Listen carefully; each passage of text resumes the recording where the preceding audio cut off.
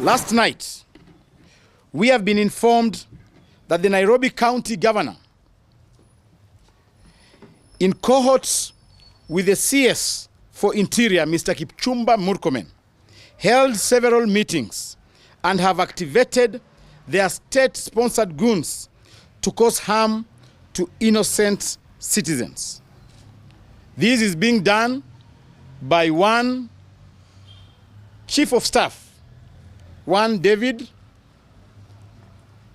in connection with the following members of parliament: George Aladwa and the Dagoretti North MP, Mama Beatrice Elachi.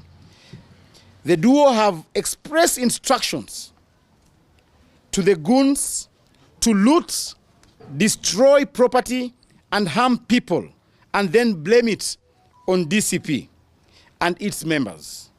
Please, Mr. Murkomen and Mr. Sakaja, do not burn down our country with your irresponsibility and carelessness. If you do not know Mr. William Ruto, he will leave you the way he has left MPs with an egg on their faces.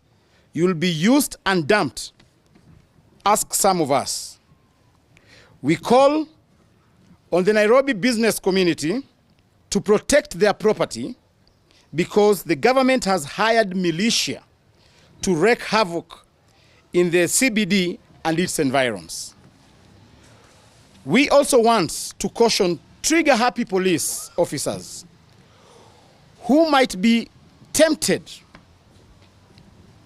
to join the killing macabre and shooting spree to know that the law, and I repeat, the law will get you into the dock alone.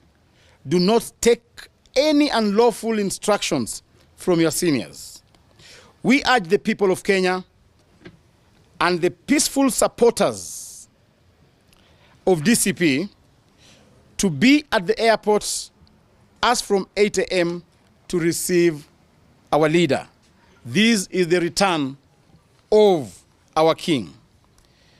To the government of Kenya, please note that JKIA is a public property and not anybody's personal airport.